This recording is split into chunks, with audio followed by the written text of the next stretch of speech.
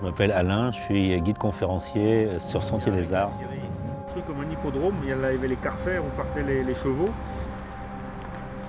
La Jordanie, ça représente pour moi d'abord une grande diversité humaine, ce qui est très important dans un voyage. On rencontre tout d'abord des hommes, des femmes, avant de rencontrer des pierres ou des sites archéologiques et historiques. Et la Jordanie, c'est aussi une grande variété de paysages, très différents.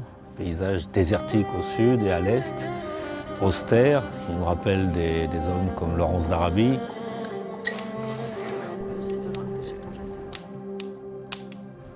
Plus on remonte vers le nord, Amman, ça nous rappelle le Proche-Orient, Dubaï, Koweït, les grandes villes modernes. Et vers l'ouest, la Jordanie traditionnelle, des cultures en terrasse, et des grands sites archéologiques comme Jerash, Pella, Umkeis. Au XIIIe siècle, comme l'arrivée des Hébreux. Le pays est très riche en histoire, c'est une histoire qui est plurimillénaire, comme tous les pays qui entourent d'ailleurs la Jordanie. Et la Jordanie est bien connue, beaucoup mieux connue pour la civilisation des Nabatéens et Pétra, qui fut le centre nabatéen le plus important. Et la période romaine, et grecque et romaine aussi, fut très riche. Et ce qui fait aussi donc la richesse archéologique du pays, ce sont ces périodes. Un pays complexe, assez déroutante et étonnante au premier abord, et un pays méconnu, mais qui est passionnant.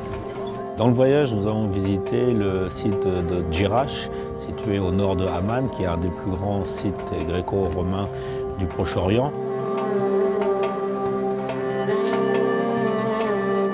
Un château médiéval construit à l'époque des croisades, à Al-Joun. C'est aussi une belle forteresse surplombant un magnifique paysage de la vallée du Jourdain. Madaba et ses mosaïques. Le château de Kérak, avec la personnalité de Renaud de Châtillon, qui fut le maître de ce château, situé dans la partie sud de la Jordanie. Et puis bien sûr Pétra. Pétra, très certainement un des sites archéologiques les plus beaux au monde, important aussi par sa richesse archéologique, mais aussi par les paysages qui l'entourent. Décrire la Jordanie en 3 mots: diversité humaine et culturelle, diversité de paysages, et fascination du désert. Un conseil à donner aux personnes qui visitent la Jordanie: ne pas avoir peur d'aller au contact des habitants. Ils sont très gentils, très amicaux, toujours prêts à aider, à offrir un thé, et ça c'est une grande richesse.